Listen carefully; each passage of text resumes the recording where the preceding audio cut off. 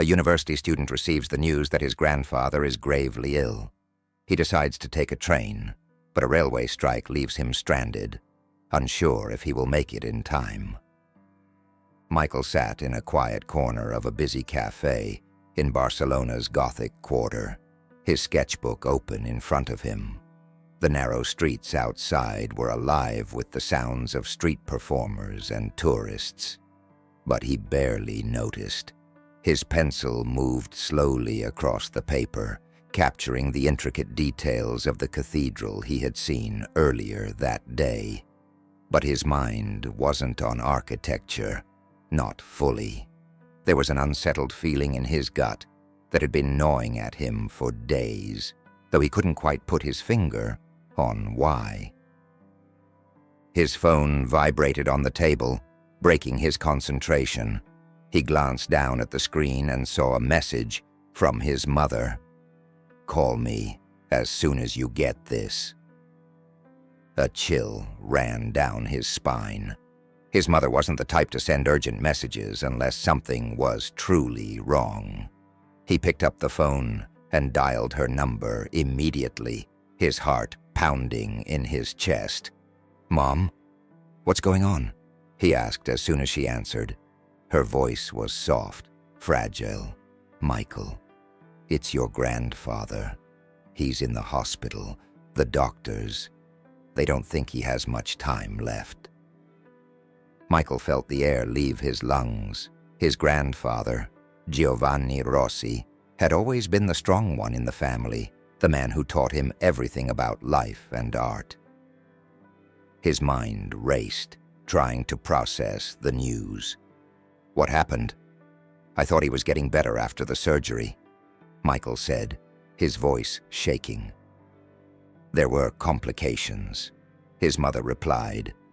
"The doctors are doing everything they can, but you should come home. He's been asking for you." "I'll catch the next train to Florence," Michael said without hesitation, already closing his sketchbook and reaching for his bag. "I'll be there as soon as I can." "Please hurry, Michael," his mother whispered. "I don't know how much time he has left." "I will. I love you, Mom. I love you too." Michael ended the call and sat frozen for a moment, his mind spinning. He had been away from home for months, traveling through Europe, sketching the cities and landmarks that had inspired him since he was a child. It was supposed to be a journey of self-discovery, a way to find new inspiration before he began his master's in architecture. But now, it felt selfish, like he had been wasting precious time while his grandfather needed him. Without another thought, he packed his things and headed to the train station, weaving through the narrow streets of the Gothic quarter, which now seemed too small, too constricting. The sun was beginning to set, casting a golden glow over the old buildings, but Michael barely noticed. His thoughts were consumed with the urgency of getting home. At Barcelona Sants station, chaos greeted him. The departures board flickered with red cancellations and delays. Lines of frustrated travelers stretched in every direction. Michael hurried to the ticket counter, desperate to find a way to Florence. "I need a ticket to Florence, Italy, as soon as possible," he said to the attendant. The woman behind the counter shook her head apologetically. "I'm sorry, sir. All trains to Italy have been cancelled due to a strike. The earliest we might resume service is in 2 days." Michael's heart sank. 2 days. "I can't wait that long. I need to get to Florence. There has to be something else." She frowned as she checked the schedules. "The strike is affecting all major routes. You could try flying, but most flights are fully booked due to the cancellations." Michael felt a wave of helplessness wash over him. He couldn't afford to wait. His grandfather didn't have time. Desperate, he pulled out his phone and searched for any possible alternative. After a few frantic minutes, he found it. A ferry departing from Barcelona that night. heading to Genoa, Italy. From there, he could take a train to Florence. It wasn't ideal, but it was his best shot. He quickly booked a ticket online and rushed out of the station, grabbing a taxi to the port. As the taxi wove through the city's traffic, Michael's thoughts drifted back to his childhood. Summers spent at his grandfather's villa in the Tuscan countryside. Long afternoons sitting by his side as Giovanni sketched the hills and vineyards that stretched as far as the eye could see. It was his grandfather who had ignited his passion for art, who had encouraged him to pursue architecture. And now, the thought of losing him felt unbearable. At the port, Michael joined the long line of passengers waiting to board the ferry.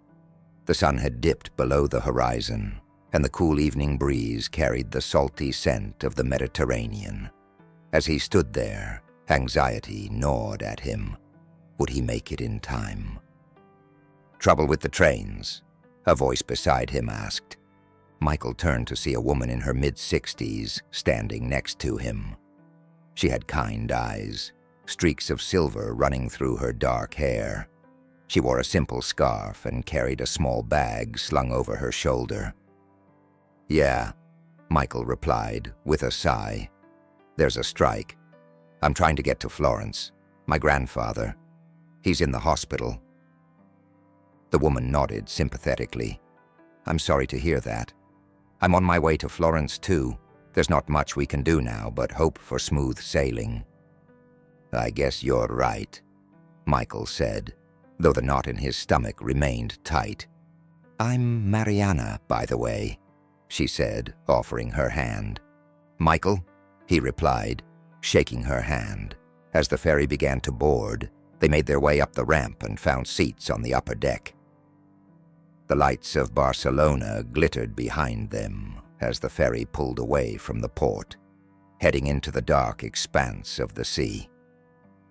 Michael leaned against the railing, staring out at the water, trying to calm the storm of emotions swirling inside him.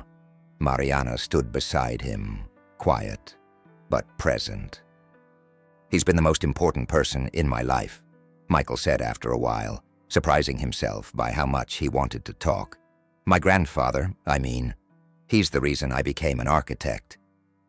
"Sounds like a remarkable man," Mariana said softly. "He is," Michael replied, his voice thick with emotion. "I just don't know what I'll do if I don't make it in time." Mariana placed a gentle hand on his arm. "You will. Have faith. Sometimes the journey brings us exactly where we need to be, when we need to be there." He looked at her, surprised by the certainty in her words. "I hope you're right." As the ferry moved farther from the shore, the stars began to emerge, bright against the inky sky. The gentle rhythm of the waves below and the soft hum of the ferry's engine created a strange sense of calm, despite the turmoil inside him. "Are you traveling alone?" Mariana asked after a while. "Yeah. I've been backpacking through Europe for a few months, sketching cities and landmarks," Michael said. "It was supposed to be a break before I started grad school, but now it feels like the wrong time to be away." Mariana finished for him. "Exactly," he said, nodding. "I should have been home." Mariana smiled gently. "Life has a way of changing our plans, Michael. But you're doing the best you can. That's all anyone can ask." They continued talking late into the night, sharing stories about their families, their travels, and the paths that had led them here. Michael found it surprisingly easy to open up to her, as though her presence was exactly what he needed to keep himself grounded. Eventually, they both grew quiet, lulled by the soft sounds of the sea. Michael stared up at the stars, his mind drifting between memories of his grandfather and the uncertainty of what lay ahead. Tomorrow he would arrive in Italy, and after that, he could only hope. The sound of the waves lapping against the hull of the ferry echoed in the quiet night as Michael stood at the railing, staring out at the endless expanse of the Mediterranean Sea. The chill of the night air cut through his jacket, but he barely noticed. His thoughts were on Florence, on his grandfather, and on the uncertainty that lay ahead. The stars above glittered brightly in the sky, as if indifferent to the turbulence he felt inside. Couldn't sleep. Mariana's voice broke through the silence behind him. Michael turned to see her approaching, her scarf wrapped tightly around her neck to shield against the cold. She had a calm presence about her, the kind of serenity that came with age and experience. Not really, Michael admitted, leaning back against the railing. Too much on my mind. Mariana nodded in understanding and joined him at the railing. I've taken this ferry many times over the years, but the night crossing is always the most contemplative. There's something about being out here, in the middle of nowhere, that makes you reflect. Michael gave a small smile, though the weight in his chest remained heavy. I guess I've got plenty to reflect on. You're worried about your grandfather, she said softly, as if it were an observation, not a question. I just don't know if I'll get there in time, he confessed, his voice tight with emotion. I've been away for months, traveling, and now I feel like I should have been home all along. I should have been there when he needed me. Mariana was quiet for a moment, her gaze fixed on the dark horizon. I lost my husband a few years ago, she said finally. We were married for over 40 years. When he got sick, I had the same thoughts you're having now. I kept asking myself if I'd done enough, if I should have stayed by his side more, if I should have known he was getting worse. Michael looked at her, surprised by the openness of her words. It's part of grieving. Even before you lose someone, she continued, you start questioning yourself. But you can't change the past, Michael. You can only be there now. Her words settled over him like a gentle wave, offering a kind of comfort he hadn't realized he needed. He took a deep breath, letting it out slowly. I just don't want to regret anything. He's always been there for me. You're doing everything you can now, Mariana said, her voice firm but kind. That's what matters. Your grandfather knows that, and trust me, he's proud of you. Michael nodded, though the fear of what was waiting for him in Florence still lingered. I hope so, he said quietly. They stood in silence for a few minutes, both lost in their own thoughts. The ferry continued its steady course through the water, the soft hum of the engines and the gentle roll of the sea, creating a peaceful rhythm. Where are you from originally? Michael asked, breaking the silence. Florence, Mariana replied, a wistful smile tugging at the corners of her mouth. I was born and raised there. Moved away for a while after I got married, but I've been back for years now.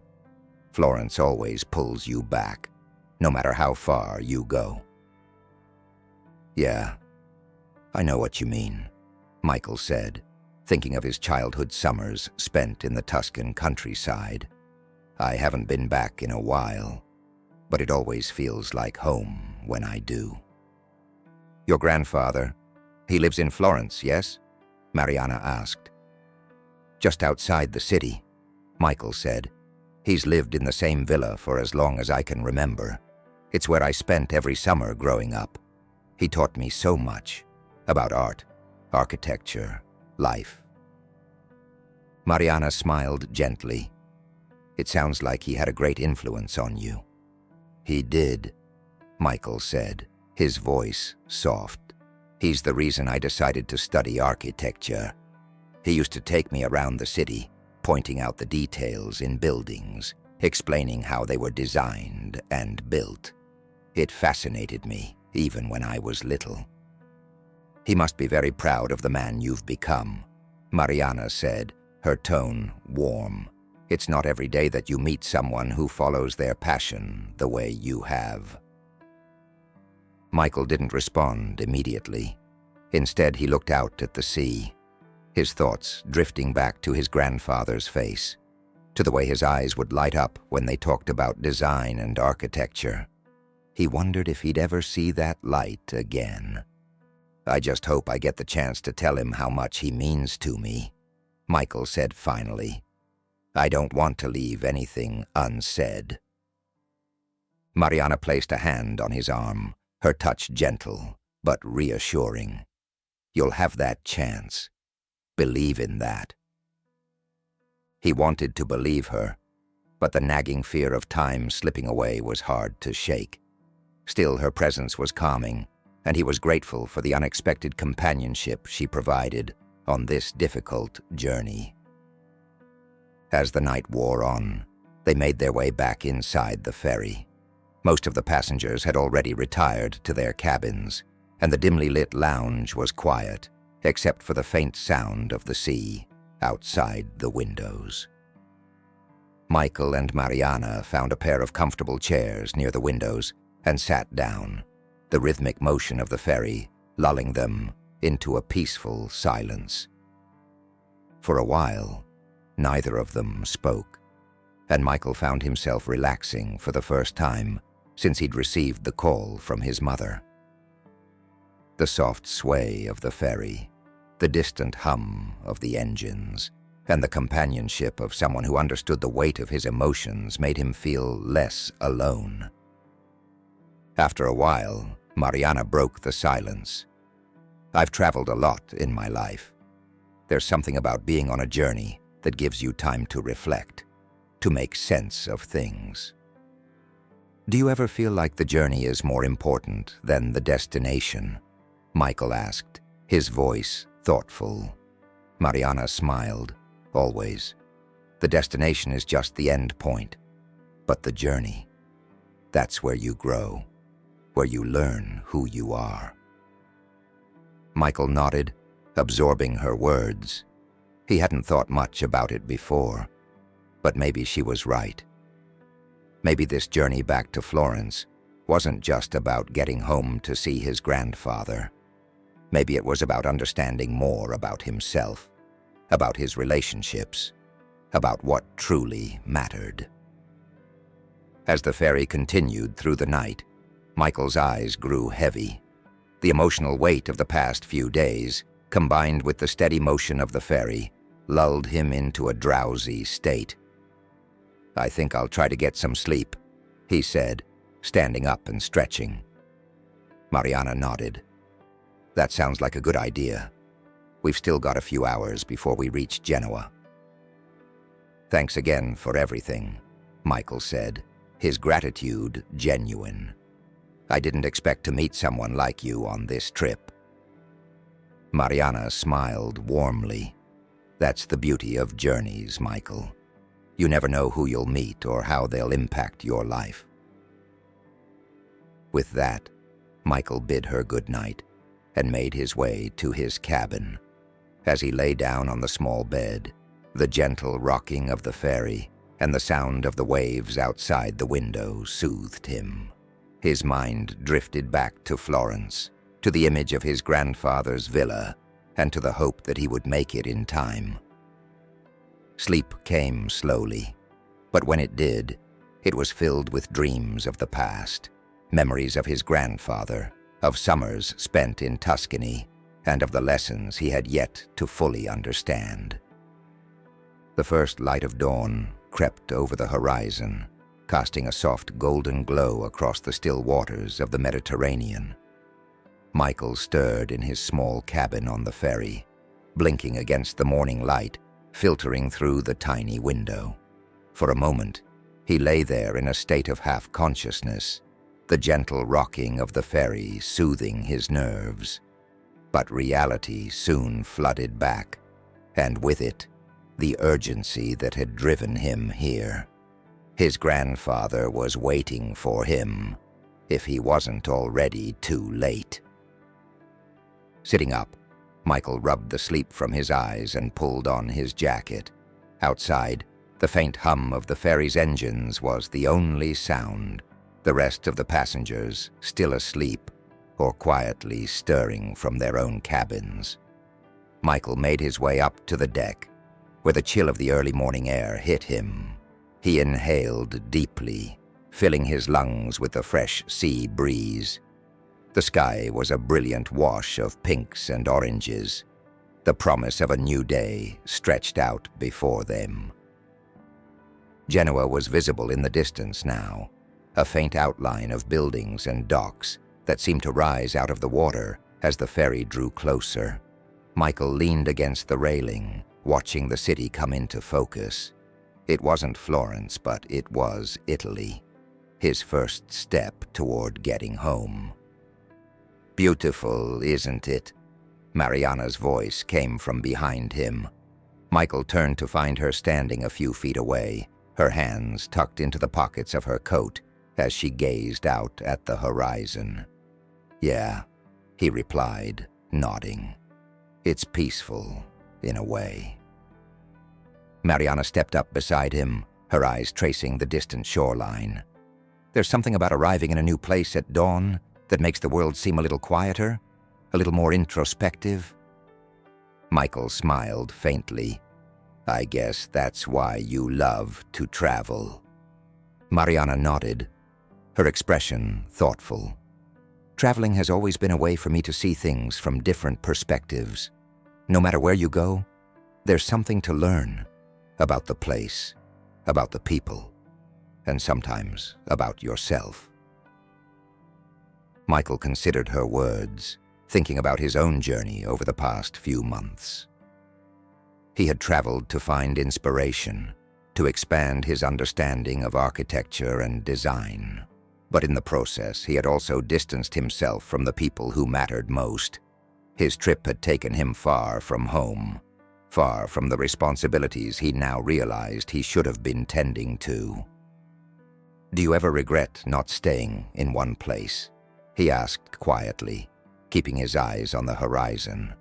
Mariana glanced at him, sensing the weight behind his question. "No," she said softly, "but I do think there are times when you need to return to where you came from, to reconnect with the things and people that ground you.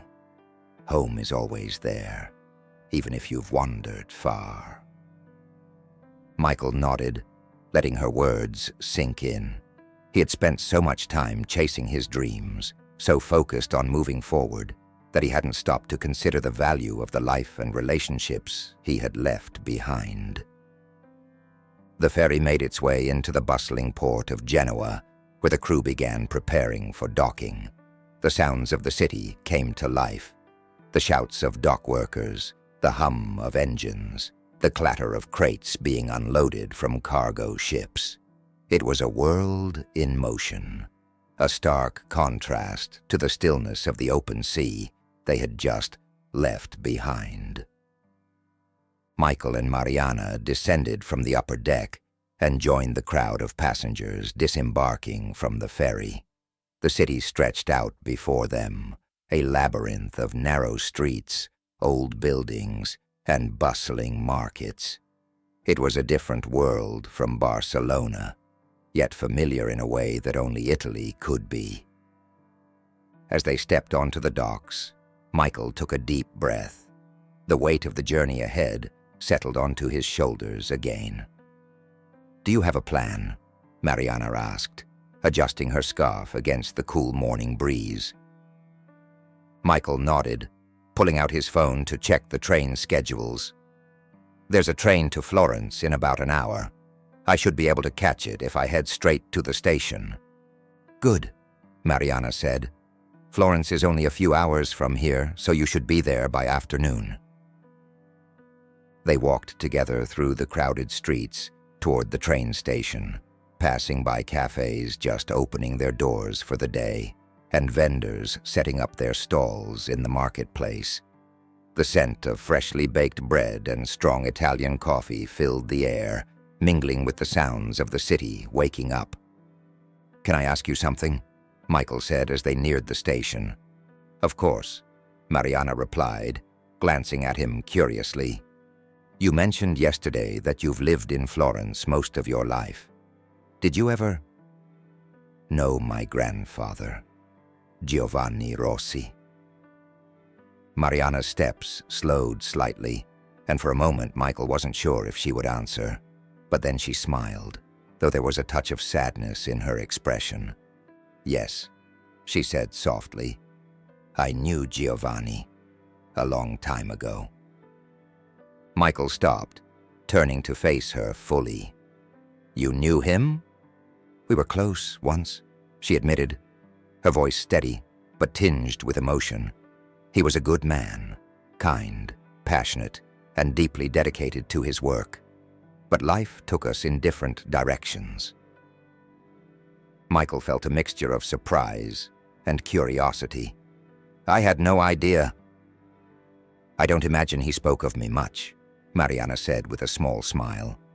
"It was a different time, a different chapter of his life. But yes, I knew your grandfather." There was a long pause as Michael absorbed this revelation. He hadn't expected to meet someone with such a personal connection to his family, especially not in the middle of this chaotic journey. But now, knowing that Mariana had known his grandfather, he felt an even stronger sense of destiny guiding their paths together. "Did you stay in touch with him over the years?" Michael asked, unsure of how much to pry. Mariana shook her head gently. "No. After a while, we lost contact. But I never forgot him, and I doubt he forgot me either." Michael looked down at his shoes, his mind racing with questions he wanted to ask, but something told him that now wasn't the time to press for answers. Instead, he simply nodded, grateful for the insight Mariana had shared. As they reached the train station, Michael turned to her. "Thank you for everything. I don't think I could have made it through this journey without you." Mariana smiled warmly. "You don't have to thank me, Michael. I'm just glad we crossed paths when we did." "I hope we'll see each other again," Michael said, feeling a strange sense of attachment to this woman who had so unexpectedly become part of his life. "I'm sure we will," Mariana replied, her eyes twinkling with a hint of mystery. They exchanged a final farewell as Michael boarded his train, the weight of his grandfather's illness still pressing heavily on his heart, but with a new sense of understanding. As the train pulled out of the station, he found a seat by the window and watched the city of Genoa fade into the distance. The Italian countryside soon unfolded before him, its rolling hills and vineyards bathed in the soft morning light. It was a familiar landscape, one that reminded him of the summers he had spent at his grandfather's villa. The train moved swiftly, but to Michael it felt as though time was dragging. He checked his phone repeatedly, hoping for an update from his mother, but there was no new message. The waiting was unbearable. His mind drifted back to the revelation that Mariana had known his grandfather. It filled him with both comfort and curiosity. What had their relationship been like? What part of his grandfather's life had she been a part of that Michael knew nothing about? He wished he had more time to ask his grandfather about it, to learn the stories that had never been told. Hours passed, and the landscape changed from the open countryside to the outskirts of Florence. Michael's heart raced as they approached the city, the familiar skyline of the Duomo and the Ponte Vecchio coming into view. The train pulled into Santa Maria Novella station, and Michael quickly gathered his things, his urgency renewed. He stepped off the train and into the bustling station, the familiar sounds and smells of Florence washing over him. This was home, and yet it felt different now, tinged with the uncertainty of what awaited him at the hospital. He hailed a taxi and gave the driver the address of Santa Maria Nuova Hospital. The ride through the narrow streets of Florence felt agonizingly slow, every stoplight and turn stretching out the minutes in Michael's mind. His heart pounded with each passing second, his thoughts racing ahead to what he would find when he arrived. Finally, the taxi pulled up to the hospital entrance. Michael paid the driver and rushed inside, his pulse quickening as he made his way to the intensive care unit. His mother had texted him earlier with the room number, 312. He found the elevators and rode up to the third floor, the quiet beeping of medical equipment and the hushed voices of nurses filling the hallway as he stepped out. Taking a deep breath, Michael approached room 312. His mother stood just outside the door, her eyes red from crying but filled with relief when she saw him. "You made it," she whispered, pulling him into a tight hug. "Is he?" Michael couldn't finish the sentence. "He's still holding on," she said softly, her voice cracking. "He's been asking for you." Michael nodded, his throat tight with emotion. He gently pulled away from his mother and stepped into the room. There, lying in the hospital bed, was his grandfather. Giovanni Rossi looked smaller than Michael remembered, his once strong frame now frail and weakened by illness. But when his eyes opened and found Michael, a flicker of recognition and joy crossed his face. "Michael," his grandfather whispered, his voice weak but full of love. Michael swallowed hard, stepping closer to the bed. "I'm here, Grandpa." And for the first time in days, he felt like he had finally arrived where he was meant to be. Michael stood by his grandfather's bedside, his heart heavy with the sight of the man who had always seemed larger than life, now lying so still and frail. Giovanni's eyes, though tired and clouded with pain, were filled with warmth and relief as they focused on Michael. "You made it," Giovanni whispered, his voice weak but clear. "Of course I did," Michael replied softly. Sitting in the chair beside the bed, he gently took his grandfather's hand, feeling the coolness of his skin beneath his own. "I wouldn't miss this." Giovanni's lips curved into a faint smile. "I thought I might not see you again."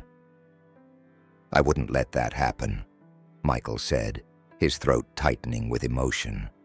"I'm here now." There was a long pause as Giovanni closed his eyes, his chest rising and falling slowly with each labored breath. Michael could hear the faint beeping of the heart monitor and the soft rustling of the curtains as a light breeze drifted through the open window. "Do you remember the villa?"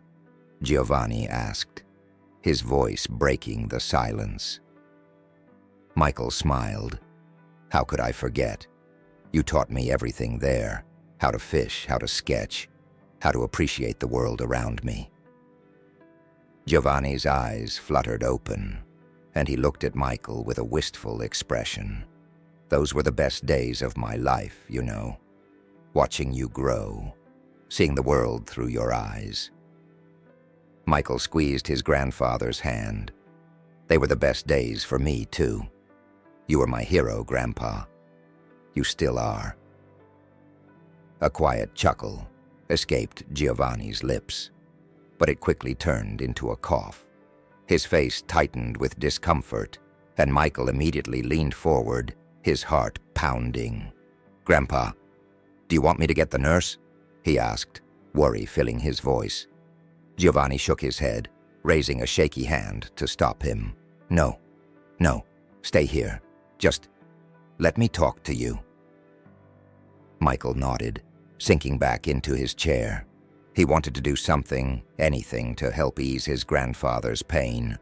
But he knew this moment was precious, perhaps one of the last moments they would have together. "I don't want to leave anything unsaid," Giovanni continued, his voice growing weaker. "There are things I never told you." Michael's chest tightened. "You don't have to explain anything, Grandpa. I know how much you care about me, about Mom. We all know." Giovanni's eyes softened, but there was something deeper in his gaze, something unresolved. "It's not just that, Michael. There are things about my past, people I loved, choices I made. I should have told you sooner." Michael frowned slightly, leaning forward. "What do you mean?" Giovanni took a slow, deep breath. "There's someone I want you to know about. Her name is Mariana." The name hung in the air, and Michael's heart skipped a beat. He hadn't mentioned his encounter with Mariana yet. He hadn't wanted to overwhelm his grandfather with too much in his fragile state. But now it seemed that Mariana had been a part of his grandfather's life long before their paths crossed on the ferry. "I met her," Michael said slowly, watching his grandfather's face closely for a reaction. "On the ferry to Genoa." Giovanni's eyes widened slightly with surprise, and then a small, knowing smile crept across his face. "So fate decided to bring you two together." Michael hesitated. "She didn't say much about you, only that you were close a long time ago." Giovanni sighed, his hand trembling slightly as he rested it on the bedspread. "We were more than close. I loved her, Michael. She was the great love of my life." Michael stared at his grandfather, stunned by the confession. It felt as if the room had shrunk, the walls closing in around them as he processed the words. His grandfather had loved Mariana. How had he never known this? "But what about Grandma?" Michael asked softly, unsure of how to reconcile this new information with the man he thought he knew. "I loved your grandmother too," Giovanni said, his voice filled with a deep sadness. "She was my partner, my friend, and she gave me the greatest gift, your mother. But Mariana, she was my first love, the one who slipped away." Michael didn't know what to say.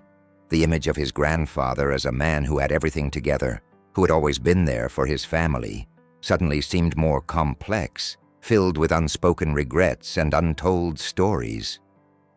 "Why didn't you tell anyone?" Michael asked, his voice barely above a whisper. Giovanni looked away for a moment, his gaze distant.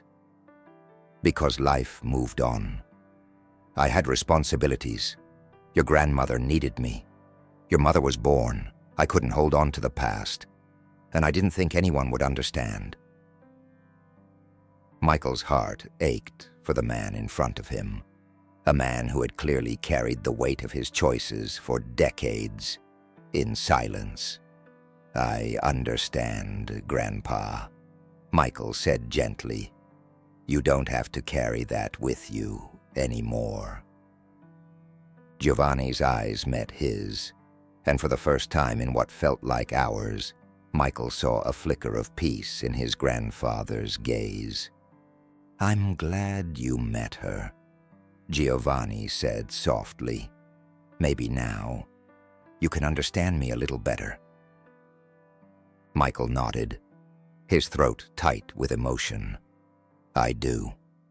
I think I understand more than I ever have." They sat in silence, for a long time after that, the weight of the conversation settling between them. Outside the window, the city of Florence stirred to life. But inside the room, time seemed to slow down, each breath, each word feeling like a gift. At some point, his mother entered the room quietly, sitting down beside them. She placed a hand on Giovanni's other arm, her face lined with worry and exhaustion. But there was a calmness in her gaze that mirrored Michael's. "He's been talking," Michael said softly to her, "about the past." She nodded, her eyes filled with unspoken understanding. "I think he's been holding on to a lot for a long time." Michael nodded, "But I think he's ready now." Giovanni stirred slightly, opening his eyes once more. "I don't have much time left," he whispered, his voice barely audible. "But I want you both to know. I have no regrets about the life I lived. I'm proud of all of you. I'm proud of the man you've become, Michael." Tears welled up in Michael's eyes, but he blinked them back, not wanting to break down in front of his grandfather. "I'm proud of you too, Grandpa," he said, his voice thick with emotion. Giovanni smiled weakly, his eyes fluttering closed once more. "Thank you for being here." The room grew quiet again as Giovanni drifted into a deep sleep, his breaths slowing but steady. Michael watched him, his chest aching with both love and sadness. He didn't know how much time they had left, but he knew that this was the moment he had been hoping for, the chance to be there, to hold his grandfather's hand, and to hear the words he had never known he needed. As the afternoon light filtered through the window, Michael sat back in his chair, still holding his grandfather's hand. His mother sat beside him, their shared grief unspoken, but understood. For the first time since receiving the call, Michael felt like he had made it in time. He had arrived when it mattered most. The light outside began to fade as the day turned into evening. Michael remained by his grandfather's bedside, the steady rhythm of his shallow breathing the only sound in the quiet hospital room. His mother had gone to speak with the doctors, leaving Michael alone with his thoughts and the weight of the conversation he'd had with Giovanni. The revelation about Mariana lingered in his mind like a half-finished puzzle. He'd always known his grandfather as a man of wisdom, of strength. But now there was a new layer, a man who had harbored a deep, untold love, hidden away for decades. The realization was both humbling and heartbreaking. Michael gently released his grandfather's hand and stood up, stretching his stiff muscles. The small window in the room offered a view of the city, where Florence's famous domes and spires were illuminated by the setting sun, casting long shadows across the streets. It was a beautiful sight, but Michael's heart was heavy. He turned back toward the bed, watching his grandfather sleep. "Why didn't you ever tell me about her?" Michael whispered to the empty room.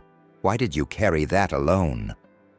A soft knock at the door interrupted his thoughts. The nurse stepped in, her expression gentle but professional. "Is everything all right here?" she asked quietly. Michael nodded. "He's resting." She checked the monitors and adjusted a few things before turning back to Michael. "You've been here all day. You should take a break, maybe get some fresh air." "I don't want to leave him," Michael said, the words spilling out before he could stop them. The nurse smiled kindly. "You'll know when it's time, but it's important to take care of yourself, too." Michael nodded reluctantly. He hadn't eaten all day, and the weight of the emotional exhaustion was beginning to catch up with him. "Maybe just a quick walk," he muttered. As the nurse left, Michael glanced back at his grandfather one last time before stepping out into the hallway. The hospital was quiet, with the occasional murmur of voices or the distant sound of a cart being wheeled down a corridor. The sterile smell of antiseptic clung to the air, and the dim lighting made the place feel both solemn and subdued. He made his way to the hospital's courtyard, a small garden space with benches and neatly trimmed hedges. It was a peaceful spot, surrounded by the tall hospital walls, but open enough to let the cool evening breeze filter through. Michael sat on one of the benches, resting his elbows on his knees and burying his face in his hands. The exhaustion, both physical and emotional, pressed down on him like a weight he couldn't shake. He sat there for what felt like hours, his thoughts circling around the same questions. Who had his grandfather really been? Was there a part of him that had been lost, buried under the responsibilities of family and life? And how did Mariana fit into all of this? Just as he was about to stand and head back inside, his phone buzzed in his pocket. He pulled it out, surprised to see a message from Mariana. "How is he?" she had written. Michael hesitated before replying. "He's resting. But he told me about you, about how much you meant to him." There was a long pause before her response came through. "I wasn't sure if he would ever share that with you. He said you were the great love of his life," Michael typed, feeling the weight of the words even as he wrote them. "Why didn't he ever tell me before?" "Sometimes the heart carries things that are too painful to share," Mariana replied. "Your grandfather loved deeply, but he made choices that led him down a different path. It wasn't an easy thing for him to talk about." Michael stared at the message, his chest tight with emotions he couldn't quite name. After a moment, he wrote back, "He seemed at peace after telling me, like he was finally letting go of something." "I'm glad to hear that," Mariana wrote. "It's a gift to be able to release those burdens before it's too late."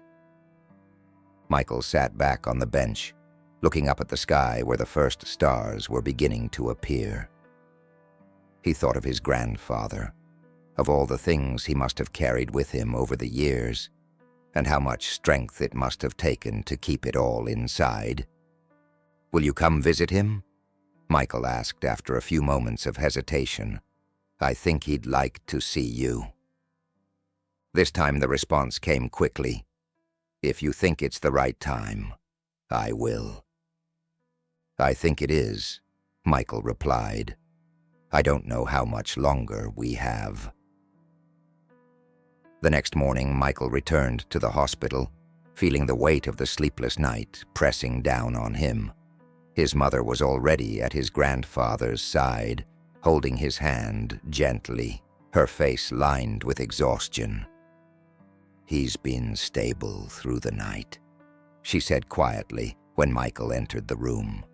"But the doctors say we should prepare ourselves. It could be any time now." Michael nodded, his heart sinking.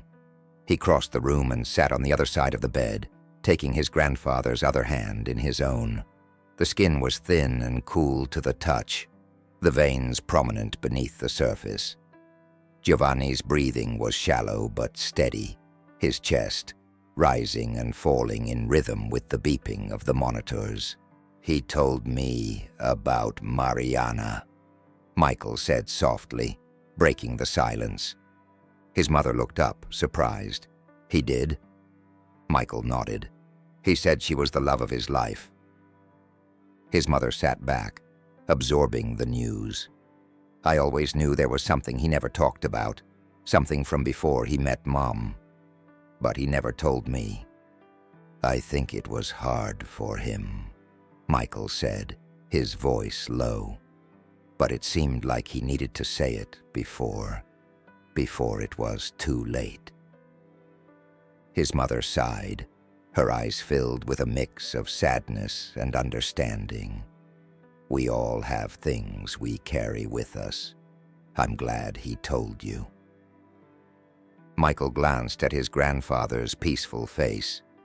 I asked Mariana to come. I thought maybe he'd want to see her one last time. His mother reached across the bed and placed a hand on his arm. I think that's a good idea. A few hours later, there was a quiet knock on the door. Michael looked up to see Mariana standing in the doorway, her expression filled with both sorrow and resolve. She entered the room slowly, as if unsure of whether she belonged in this moment. Michael stood and walked over to her. "Thank you for coming," he said softly. "I wasn't sure if it was right," Mariana replied, her voice barely above a whisper. "But I couldn't let him go without saying goodbye." Michael led her to the side of the bed where Giovanni lay, still asleep, his breaths shallow but steady. Mariana stood beside him, her hand trembling slightly as she reached out to touch his arm. "Giovanni," she whispered, her voice breaking. His eyelids fluttered, and for a moment, Michael wasn't sure if he would wake. But then, slowly, Giovanni's eyes opened, and he blinked up at Mariana, a look of recognition softening his features. "Mariana," he whispered, his voice barely audible. "I'm here," she said, leaning closer, her eyes filled with tears. Giovanni smiled weakly, his hand twitching as if he wanted to reach out to her but didn't have the strength. "I thought I wouldn't see you again." "I'm here," she repeated, her voice trembling. "I've always been here." Michael stood back, watching the quiet exchange between them. He could see the unspoken history in their eyes, the love and regret that spanned decades. Giovanni's lips moved, but no sound came out. Mariana leaned closer, placing her hand gently on his cheek. "It's okay," she whispered. "You don't have to say anything. I know." A tear slipped down Giovanni's cheek as his eyes closed once more. His breathing slowed, and for a moment, Michael thought that this was the end. But then his grandfather's lips parted once more, and he whispered, "Thank you." Mariana's breath hitched and she nodded, though no more words were spoken. She stayed by his side for a long time after that, her hand resting on his arm, the silence between them filled with a lifetime of love and forgiveness. The hospital room remained quiet after Giovanni's whispered, "Thank you," a silence filled with both peace and sadness. Michael watched from the corner of the room as his grandfather seemed to slip deeper into rest, his breaths growing softer, slower.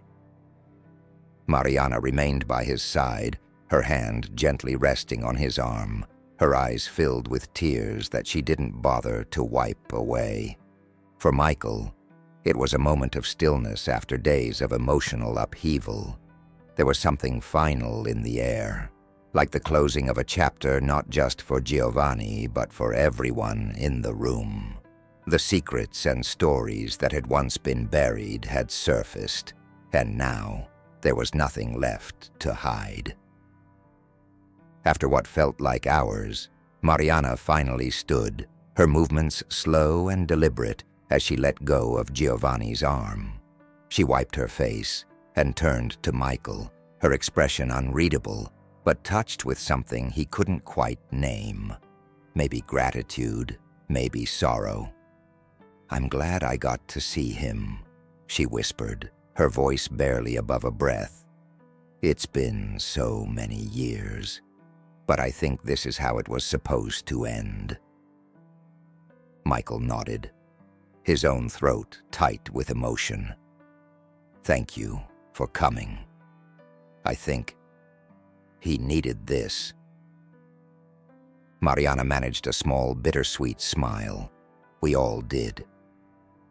She reached out and touched his arm gently, her fingers light but reassuring. "You're a good man, Michael. He's proud of you." The words struck Michael with an unexpected force, and for a moment he couldn't speak. All he could do was nod, swallowing the lump in his throat. He had been trying to be strong throughout this whole ordeal, but now, hearing those words from Mariana, something inside him cracked open. "I'll leave you with him," she said softly. "But if you ever want to talk, you know where to find me." Michael nodded again, watching as she quietly left the room. The door closed behind her with a soft click, and suddenly, the reality of the moment came crashing down on him. His grandfather, this giant of a man who had shaped his life, his passion, his entire world, was fading, and soon he would be gone. His mother returned a few moments later, her eyes red from crying, but her face calm. She sat down beside Michael, the two of them now on either side of Giovanni, watching as his breaths grew slower, his body sinking deeper into the bed. "It's time, isn't it?" Michael asked quietly, his voice barely audible. His mother nodded, her hand trembling slightly as she reached out to take his. "Yes," she whispered. "I think it's time." The minutes seemed to stretch on forever as they sat in silence, waiting, hoping for just a little more time, even though they knew it was running out. Michael watched every rise and fall of Giovanni's chest, willing it to continue, but knowing it couldn't. The machines continued their steady beeping, marking each passing second, each fleeting breath. Finally, after what felt like a lifetime, Giovanni's chest rose one last time, and then stilled. The beeping of the monitor stopped, replaced by a long, continuous tone. The room was suddenly very quiet, as if the world itself was holding its breath. Michael's mother let out a soft sob, her head bowing as tears streamed down her face. Michael, too, felt the tears spill over, though they were silent, rolling down his cheeks as he stared at his grandfather's peaceful face. It was over. Giovanni Rossi was gone. Michael reached out, gently placing his hand on his grandfather's, feeling the stillness that had settled over him. There was no more pain, no more burden, just peace. The nurse came in moments later, alerted by the sound of the monitor. She moved quietly and efficiently, checking Giovanni's vitals before confirming what they already knew. "I'm so sorry for your loss," she said gently, her voice filled with genuine compassion. Michael and his mother both nodded, too overwhelmed to speak. The nurse gave them a moment before she spoke again. "Take as much time as you need with him," she said softly. "I'll come back when you're ready." They remained in the room long after the nurse had gone, the weight of their grief settling in like a heavy blanket. Michael's mind swirled with memories, his grandfather teaching him to sketch in the garden, sharing stories of the old days in Florence, laughing over shared meals at the family villa. Those moments felt both close and distant now, like something he could almost reach out and touch, but couldn't quite grasp. Eventually, his mother broke the silence. "He loved you so much, Michael," she whispered, her voice thick with emotion. "I don't think he ever stopped talking about how proud he was of you." Michael closed his eyes, trying to hold back the fresh wave of tears. "I loved him too," he said, his voice breaking. "He was everything." They sat in shared silence for a long while after that, the weight of their grief heavy but somehow bearable, knowing they had each other to lean on. Later that day, After they had said their final goodbyes and left the hospital, Michael found himself wandering through the streets of Florence. The city was alive with the usual bustle of tourists and locals, the sound of church bells echoing in the distance, the scent of fresh bread and coffee drifting through the air. It was a strange feeling, walking through a city that had been such a huge part of his life, knowing that his grandfather was no longer here. He had always thought of Florence as a place of family, of connection. But now, it felt like something was missing. A vital part of the city and of Michael's world had disappeared. He found himself gravitating toward the Ponte Vecchio, the iconic bridge that spanned the Arno River. It was a place filled with memories. He had sketched here with his grandfather as a boy, sitting by the riverbank, while Giovanni pointed out the beauty of the bridge's architecture. It had been one of his favorite spots in the city. As Michael stood by the railing, watching the sun begin to dip below the horizon, he felt the presence of his grandfather beside him, not in a literal sense, but in the way the city seemed to breathe with his memory, the way Florence itself had shaped who Giovanni had been, and in turn, who Michael had become. His phone buzzed in his pocket, and he pulled it out, seeing a message from Mariana. "I'm so sorry, Michael. He was a great man. Please let me know if you need anything." Michael stared at the message for a long time before typing a response. "Thank you, Mariana. I think I just need to be alone for a little while. But I appreciate everything you did for him, for us." "Take all the time you need," Mariana replied. "I'm here if you ever want to talk."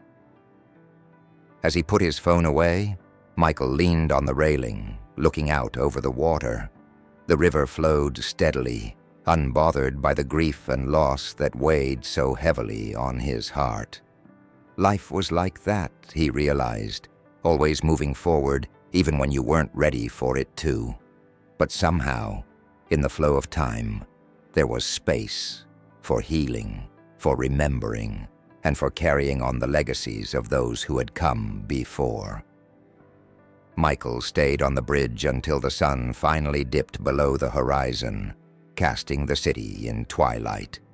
As the stars began to appear overhead, he whispered a quiet goodbye to the man who had meant so much to him, a man whose love and influence would guide him for the rest of his life.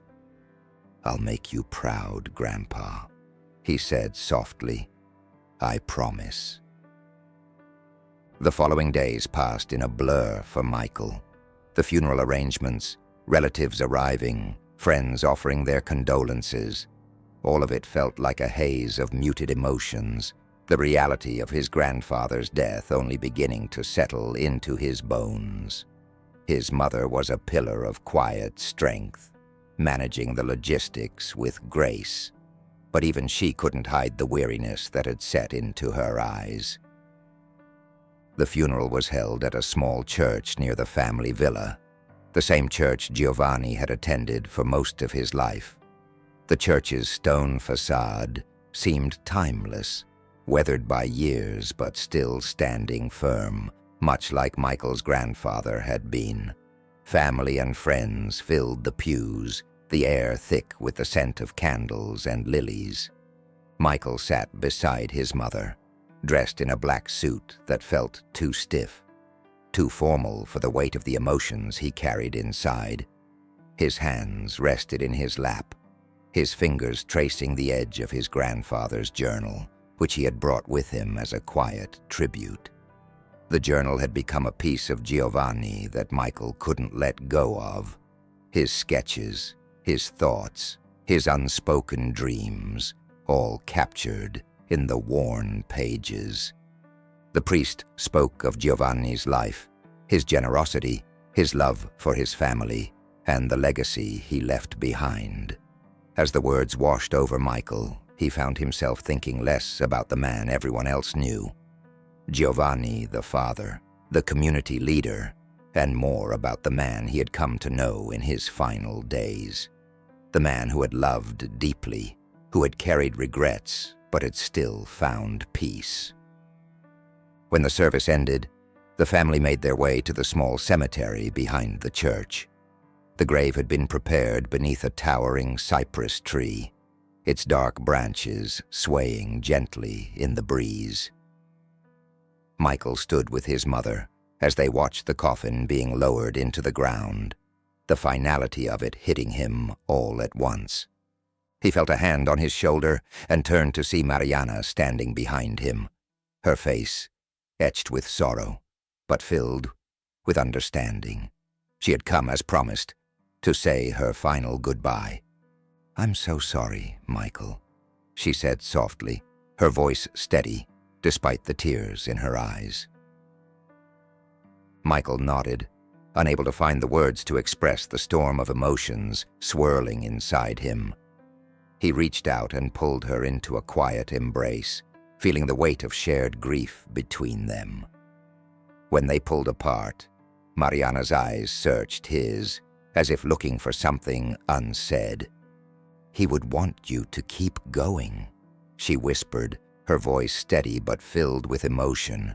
"He would want you to live your life fully, without holding on to the regrets he carried." Michael nodded, his throat too tight to speak. He knew she was right, but the weight of his grandfather's death felt too heavy to shake, too raw to move past just yet. He stayed by the grave long after most of the mourners had left, his eyes fixed on the fresh soil as he tried to process the finality of it all. Back at the villa later that evening, Michael wandered through the rooms that had once been so full of life. His grandfather's sketches still adorned the walls, his books lined the shelves, and the scent of wood and varnish clung to the air. It felt strange to be in the house without Giovanni there, as if the villa itself had lost a part of its soul. Michael found himself in his grandfather's study, the room where so many lessons had been taught, where his own love of architecture had been born. The desk was still cluttered with papers and pencils, as if Giovanni had only just stepped away. Michael ran his fingers over the surface, feeling the grooves where his grandfather had sketched, planned, and dreamed. He pulled open a drawer and found more sketches, some unfinished, others carefully detailed. They were of Florence, of Tuscan landscapes, of buildings he had never seen but could only imagine existed in his grandfather's mind. Tucked beneath one of the drawings was an envelope, yellowed with age, but still intact. His name was written on the front in his grandfather's familiar looping script. Michael sat down at the desk, his heart pounding as he carefully opened the envelope. Inside was a letter, handwritten and dated nearly a decade ago. "Dear Michael, if you're reading this, it means I've moved on to whatever comes next. I've left this letter for you because there are things I want to say, things I hope you will carry with you long after I'm gone. First, I want you to know how proud I am of the man you've become. I've watched you grow, seen your passion for art and architecture, and I know that you will leave your own mark on the world in ways I never could. You have a gift, Michael, one that is uniquely yours. Don't ever let doubt or fear stop you from using it. But there's more I want you to understand. Life is not just about the buildings we design or the art we create. It's about the people we love, the connections we make, and the moments we share. I spent much of my life chasing dreams, and while I'm proud of what I accomplished, I've also learned that there are things I could have done differently. Mariana was a part of my life that I never truly let go of, even when I moved on. I carried that love with me, quietly, for decades. But the truth is, holding on to the past can sometimes prevent you from living fully in the present. I hope you can learn from my mistakes. I hope you can live your life without carrying the same burdens. Love deeply, Michael. Love without reservation, and don't be afraid to follow your heart, even when it leads you down unexpected paths. The world is full of possibilities, and I know you will find your way. I'll always be with you, in one way or another, and I know that whatever you choose to do, you will do it with passion and integrity. With all my love, Grandpa.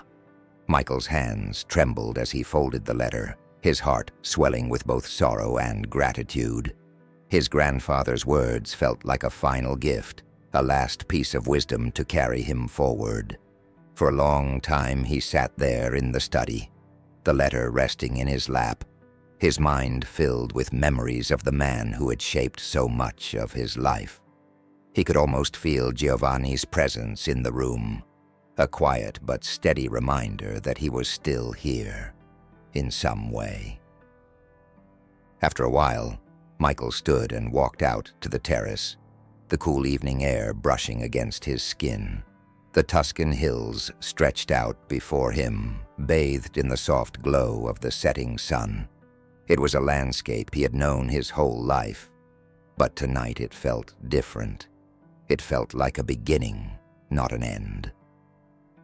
His phone buzzed in his pocket, and he pulled it out to see another message from Mariana. "How are you holding up?" she had written. Michael smiled softly as he typed his reply. "I'm okay. I think I'm ready to move forward now." Mariana's response came quickly. "I'm glad to hear that. You have so much ahead of you, Michael. Your grandfather would be proud." Michael stared at the screen for a moment, then looked out at the horizon, the sky fading from orange to deep purple. There was a sense of peace settling over him now, a quiet acceptance of the loss, but also a growing understanding of the responsibility that came with the legacy his grandfather had left behind. He thought of the journal, of the unfinished sketches, of the projects Giovanni had dreamed of but never completed. Maybe it was time to carry on that work. Maybe it was time to use the lessons his grandfather had taught him and create something new. Something that would honor the man who had meant so much to him. Taking a deep breath, Michael whispered into the fading light, "Thank you, Grandpa. I won't let you down." And with that, he turned back toward the villa, ready to begin the next chapter of his life. The weeks following Giovanni's funeral passed in a strange blend of grief, reflection, and slow recovery. Michael stayed in Florence longer than he had initially planned, helping his mother sort through the villa and tie up loose ends with his grandfather's affairs. They spent hours together going through old papers, photographs, and personal belongings, often pausing to share stories and memories that had been tucked away for years. It was during one of these afternoons, as Michael sat on the floor of Giovanni's study, flipping through sketches and letters, that his mother brought up the subject he had been avoiding since the funeral. "So, what's next for you?" she asked, her tone casual but with an undertone of genuine concern. Michael looked up from the sketches, his mind still half immersed in the swirling lines of his grandfather's designs. "I don't know," he admitted, leaning back against the wall. "I've been thinking about staying here in Florence for a while longer, maybe working on some of the projects Grandpa left unfinished." His mother smiled gently, sitting down beside him on the floor. "That sounds like something he would have wanted."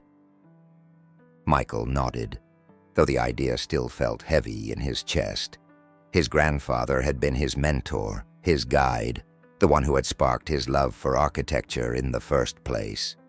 And now, carrying on Giovanni's legacy, felt both like a calling and an enormous responsibility.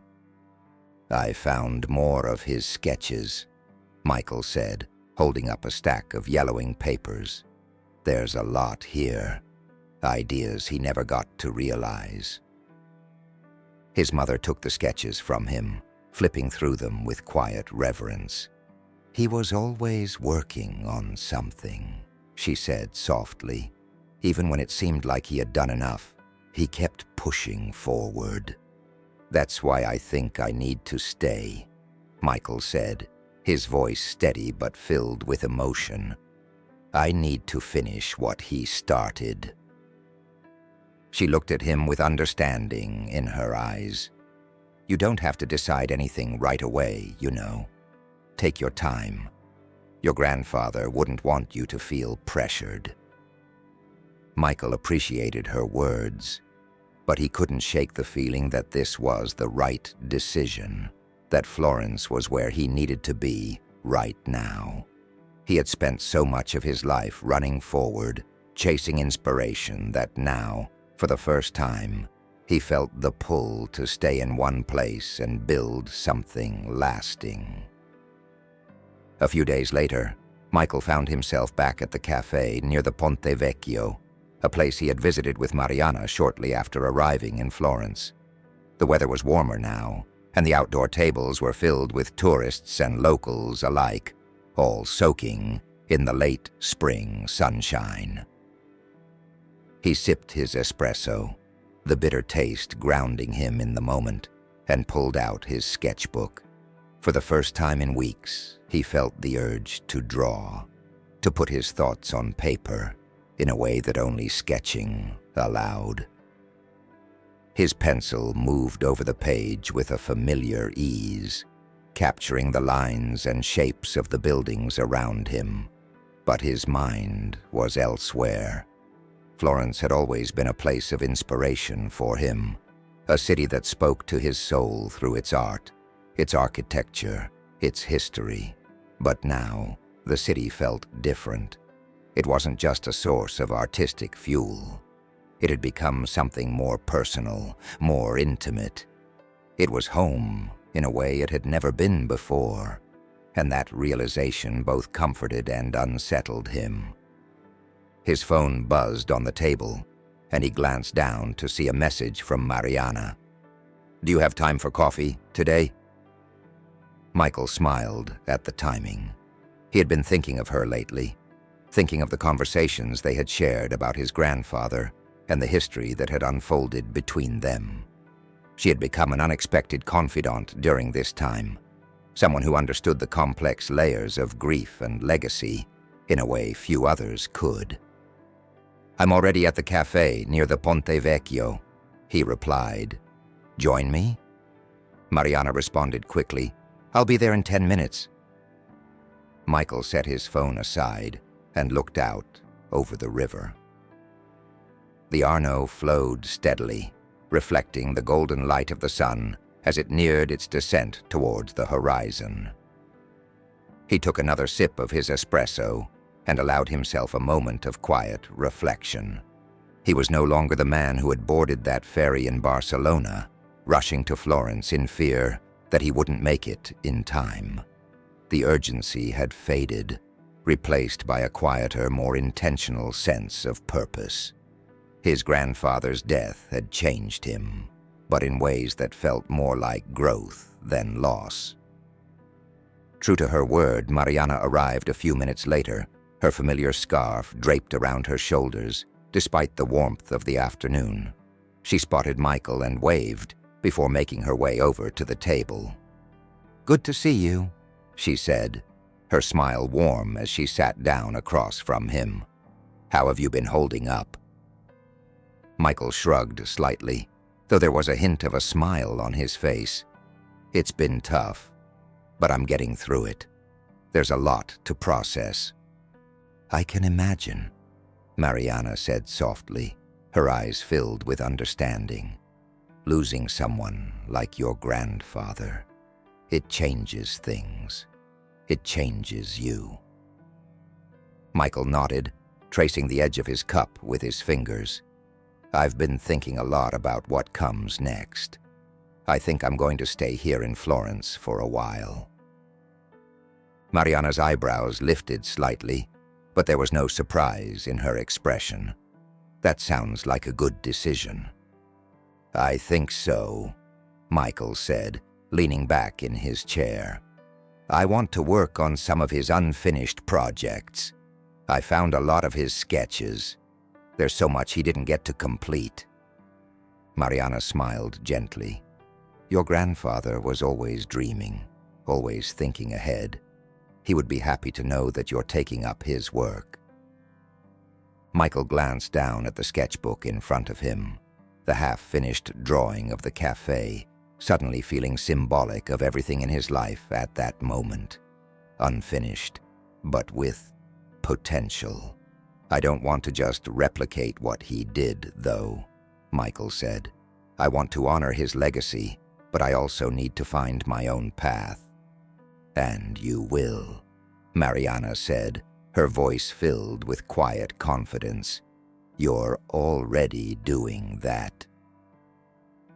Michael looked at her, grateful for her unwavering support. "I couldn't have made it through all of this without you," he admitted. Mariana waved a hand dismissively, but her eyes softened. "You've done just fine on your own, Michael. But I'm glad we found each other when we did."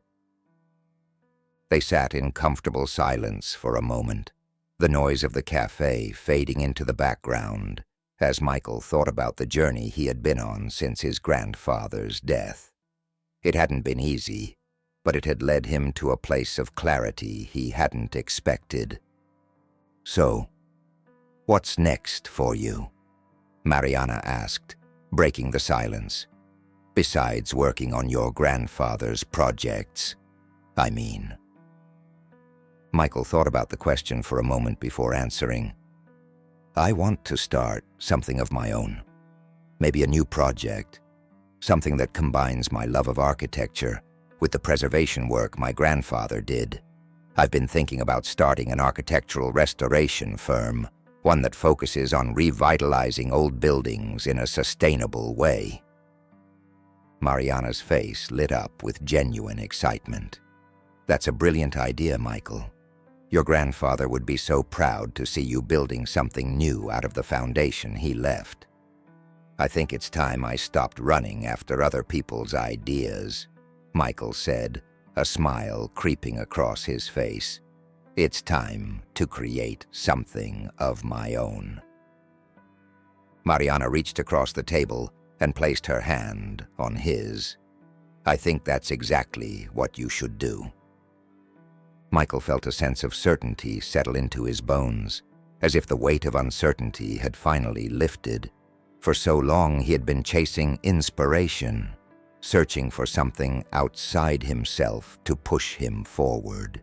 But now he realized the answers had been here all along, rooted in the city, in his family, in the legacy his grandfather had left behind. Florence had always been a place of beauty and history, but now it was something more. It was the place where Michael would begin his next chapter. As the sun dipped lower in the sky, casting the city in a warm golden light, Michael felt something shift inside him. It was the start of something new, and he was ready for it. A few months had passed since Michael made the decision to stay in Florence, and in that time, he had thrown himself into work. The villa, which had once felt like a quiet museum of his grandfather's life, was now alive with activity. Sketches and blueprints covered nearly every surface in Giovanni's study, and Michael had repurposed the space as his personal workshop. His days were spent sifting through his grandfather's old plans, refining them, and adapting them to modern architectural needs. But more importantly, he was sketching ideas of his own, dreams of restoration, preservation, and sustainability. The work gave him focus, something to channel his grief into, but it also brought him closer to the memory of his grandfather, Every stroke of the pencil felt like a conversation with Giovanni, a way of keeping his spirit alive through the projects he had left behind. But now, Michael was beginning to feel the itch to step beyond his grandfather's legacy and build something that was entirely his. Late one afternoon, as the sunlight filtered through the windows of the study, Michael sat at the drafting table, poring over the latest sketches for his new venture, an architectural restoration firm that would focus on preserving Florence's historic buildings while incorporating sustainable design principles. The idea had been brewing for weeks, and with every sketch it became clearer in his mind. This was what he wanted to do: honor the past while building a future that was both responsible and beautiful. He'd even come up with a name, Rossi and Son Restorations, a tribute to his grandfather and their shared passion for architecture. As he worked, his phone buzzed with a message. It was from Sofia, Mariana's granddaughter, whom Michael had recently met at one of her violin performances. Sofia had quickly become a friend, and in some ways, a reminder of how life continues to connect people in unexpected ways. They had bonded over their shared love of art and their experiences with loss, and Michael had found himself drawn to her quiet strength. "Hey, are you free this evening? Thought you might need a break from all those blueprints," the message read. Michael smiled, feeling the tension in his shoulders ease slightly. He had been working non-stop for days and hadn't realized how much he needed a break. "I could definitely use one. What did you have in mind?" he replied. Sofia responded quickly. "There's a small concert at the Uffizi tonight. Thought we could catch it and then grab dinner. Sound good?" "Perfect. See you at 7, Michael typed, setting his phone down with a satisfied grin. He hadn't allowed himself much time for socializing since deciding to stay in Florence. But Sofia had a way of reminding him that life was meant to be lived, not just worked through. She had a calming presence that balanced his often restless energy, and her passion for music had sparked something creative in him as well, something beyond architecture. That evening, Michael arrived at the Uffizi Gallery, one of Florence's most famous cultural landmarks. The setting sun cast a warm glow over the stone buildings, and tourists and locals alike milled about in the piazza, taking in the beauty of the city at dusk. The Uffizi, with its towering columns and statues, had always been one of Michael's favorite places, not only for the art housed within its walls, but for the history that radiated from its very stones.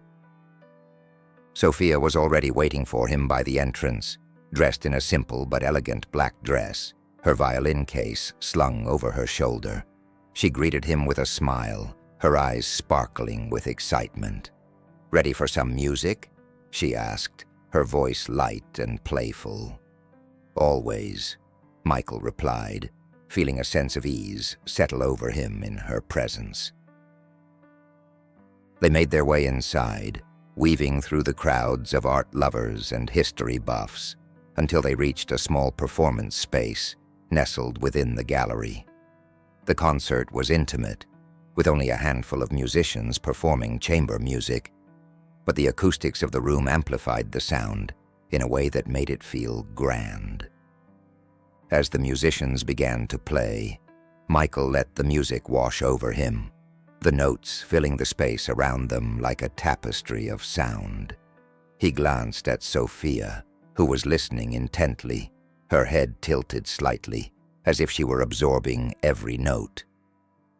Watching her, Michael was reminded of something his grandfather had once told him, that architecture and music were not so different. Both required structure, harmony, and an understanding of how space and sound could move people in ways that words never could. For the first time in a while, Michael allowed himself to simply be present. to enjoy the moment without thinking about work, the future, or the weight of his grandfather's legacy. It was a feeling he hadn't realized he'd been missing. When the concert ended, they stepped out into the cool night air, the stars twinkling above the Arno River as they walked toward a nearby trattoria. The streets were quieter now, with only the distant hum of traffic and the occasional laughter of people passing by. "That was beautiful," Michael said, breaking the comfortable silence between them. Sophia smiled, nodding. "I'm glad you enjoyed it. Music has a way of bringing people back to the present, doesn't it?" Michael nodded, his thoughts drifting back to the concert. "It made me think about something my grandfather used to say, that architecture is like music. It's about creating harmony in space." Sophia's eyes lit up with interest. "I've never thought of it that way, but I can see it. The way a building can make you feel. It's similar to how music moves you." They arrived at the trattoria and took a seat at a table outside, where the scent of fresh pasta and herbs filled the air. As they ordered their meals, the conversation flowed easily, touching on everything from Sophia's upcoming performances to Michael's plans for Rossi and Son restorations. "You've been working non-stop on this new project," Sophia said as she sipped her wine. "How's it coming along?" "It's starting to take shape," Michael said, leaning back in his chair. "I've been working on a few ideas for historic buildings here in Florence. I want to focus on restoration, but with a modern, sustainable approach." Sophia nodded thoughtfully. "It sounds like you're blending your grandfather's vision with your own. That's a powerful combination." Michael smiled, feeling a surge of confidence at her words. "That's exactly what I'm trying to do. He left me with so much inspiration, but I want to make it my own." Sophia reached across the table and placed her hand over his. "And you will. You're already on your way." Michael felt a warmth spread through him, not just from her touch, but from the realization that he wasn't doing this alone. He had people, like Sophia, like Mariana, who believed in him, who supported him. And for the first time since his grandfather's death, he felt that he wasn't just chasing after Giovanni's legacy. He was building his own. As they finished their meal, the conversation shifted to lighter topics. Jokes about the quirks of Florentine life, stories about Sophia's travels for music, and by the time they left the restaurant, Michael felt lighter than he had in weeks. They walked back toward the Ponte Vecchio, the bridge glowing softly in the moonlight. Sophia paused as they reached the center of the bridge, leaning on the railing and gazing out over the river. "Florence is magical at night," she said softly, her voice barely above a whisper. Michael stood beside her, his eyes following the shimmering reflection of the city on the water. "It really is." Sophia turned to face him, her expression serious but tender. "You've come a long way since you first arrived here, Michael." He looked at her, the weight of her words sinking in. "I guess I have, but there's still a long way to go." She smiled, a glint of playfulness returning to her eyes. "That's the beauty of it, isn't it? The journey never really ends." Michael chuckled softly. "I suppose you're right." They stood there for a while, side by side, watching the river flow beneath them. And in that moment, Michael felt a sense of peace, a quiet certainty that no matter what lay ahead, he was exactly where he was meant to be. Months passed, and the vision Michael had for Rossi and Son restorations began to materialize. His days were filled with meetings, sketches, and site visits, each project a careful balance between honoring the past and integrating the future. The firm had already taken on a few smaller restoration projects in Florence, reviving crumbling facades, restoring old frescoes, and finding ways to introduce sustainable solutions into historic buildings. It was the kind of work that kept Michael connected to his grandfather's legacy while allowing him to chart his own course. But amid all the progress, there was one project that had remained in the back of his mind, lingering like an unfinished symphony: Giovanni's villa. The villa had been his grandfather's home for decades, the place where Michael had spent countless summers learning, growing, and dreaming under Giovanni's guidance. It was more than a house. It was a piece of family history, filled with the echoes of laughter, the quiet of shared moments, and the weight of untold stories. Now, it stood empty, a silent monument to Giovanni's life. Michael had been avoiding it, unsure of how to approach the idea of restoring something so deeply personal. But now, with the firm gaining momentum, he knew it was time. Time to take on the project that mattered most, the one that would honor his grandfather's memory in the truest way possible. One late afternoon, Michael stood at the gate of the villa, the familiar ironwork twisted into delicate patterns of vines and flowers, worn from years of exposure. The stone pathway leading up to the house was overgrown with weeds, and the once beautiful garden was now a tangled mess of wild flowers and ivy. But despite its neglected state, the villa still radiated the same quiet dignity it had always possessed, as if it were patiently waiting for Michael to breathe life back into it. He pushed open the gate and walked toward the front door, his footsteps crunching on the gravel. The air was thick with the scent of jasmine and damp earth, and as he stood in front of the house, memories rushed back, of him and Giovanni working on sketches in the study, of the long dinners shared under the stars, of the countless conversations about life, love, and architecture. Michael placed his hand on the door, his fingers brushing the worn wood, and for a moment he hesitated. This place, this house, held so much of his past, but it was also the key to his future. He pushed the door open and stepped inside. The interior was just as he remembered. Dusty, yes, and a little more worn than it had been the last time he'd visited, but still full of the character that had made it his grandfather's home. The study was the first place he went, drawn to the room where so much of Giovanni's work had been born.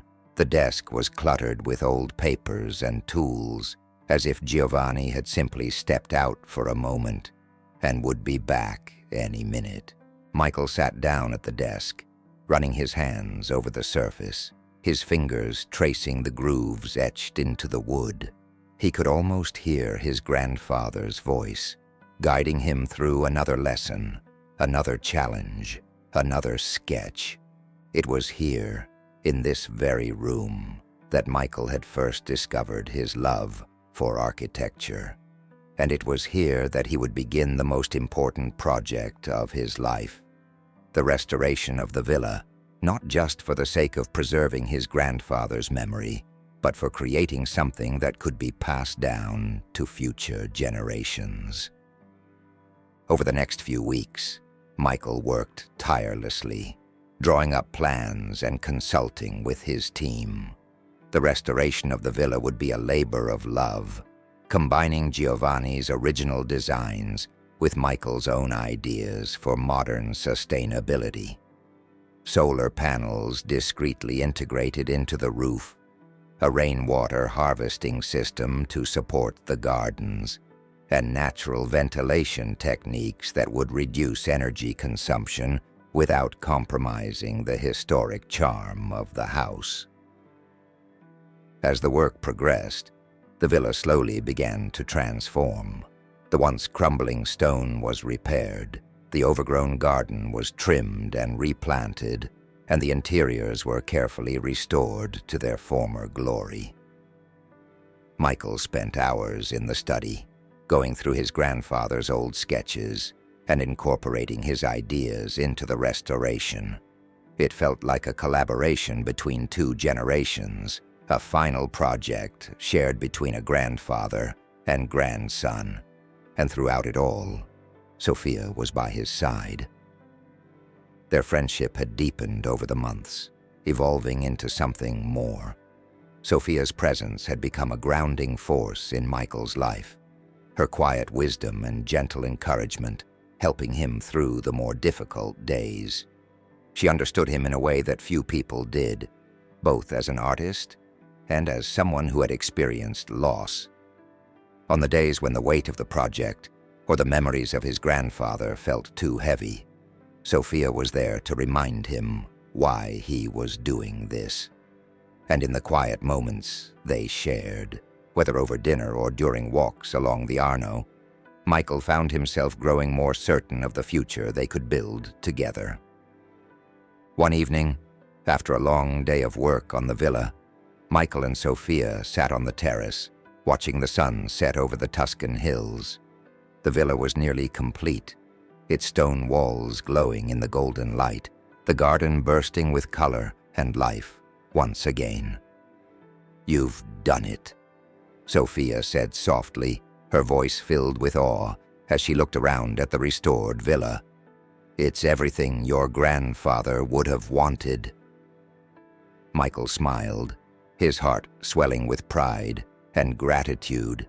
"I couldn't have done it without you," he admitted, his eyes meeting hers. "You've been here every step of the way." Sophia shrugged modestly, but there was a glint of emotion in her eyes. "I'm just glad I could be a part of it. This place, it's special." "It is," Michael agreed, his voice quiet as he looked out over the garden. "But it's more than just the villa. It's the people who made it what it is. My grandfather, my family, and now you." Sophia's gaze softened, and she reached out, taking his hand in hers. They sat in silence for a while, watching the sky change from gold to deep purple, the stars beginning to twinkle above them. "There's something I've been thinking about," Michael said, after a long pause, his voice thoughtful. "About what comes next." Sophia raised an eyebrow, her curiosity piqued. "What do you mean?" Michael took a deep breath, the words forming slowly as he spoke. "I've been thinking about how this villa has always been more than just a home for my family. It's been a place of learning, of inspiration, of connection, and I want to keep that alive." He turned to face her, his expression serious but filled with excitement. "I want to turn the villa into a creative retreat, a place where artists, architects, and designers can come to work, to be inspired, to collaborate, a place where people can create and learn, just like my grandfather taught me." Sophia's eyes lit up with excitement, and she squeezed his hand. "That's an incredible idea, Michael. It's the perfect way to honor his legacy." "I think so too," Michael said, his heart racing with the possibilities. "But I don't want to do it alone. I want you to be a part of it." Sophia smiled, her eyes shining with emotion. "I wouldn't want to be anywhere else."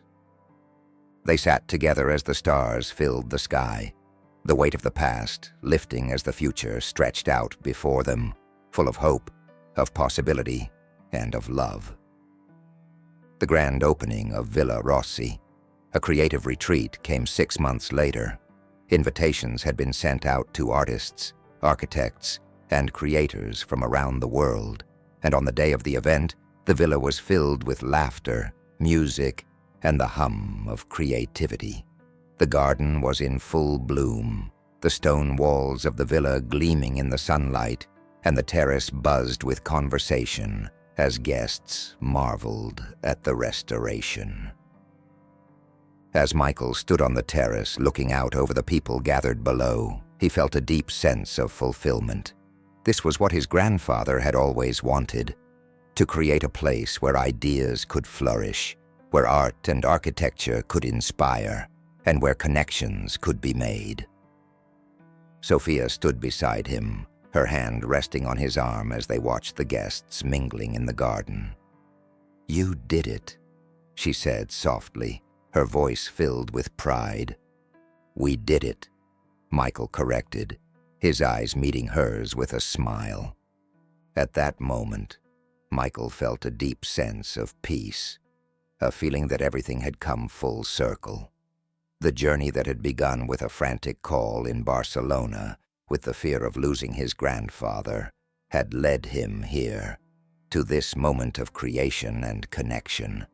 He had taken the lessons Giovanni had given him, the love and inspiration he had shared, and turned them into something new, something that would live on long after both he and his grandfather were gone.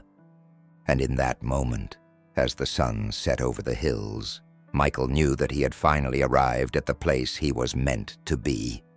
Not just in Florence, not just at the villa, but in his life, with the people who mattered most. As the stars appeared one by one in the night sky, Michael whispered a quiet thank you to the memory of his grandfather. "I made it, Grandpa. I'm home."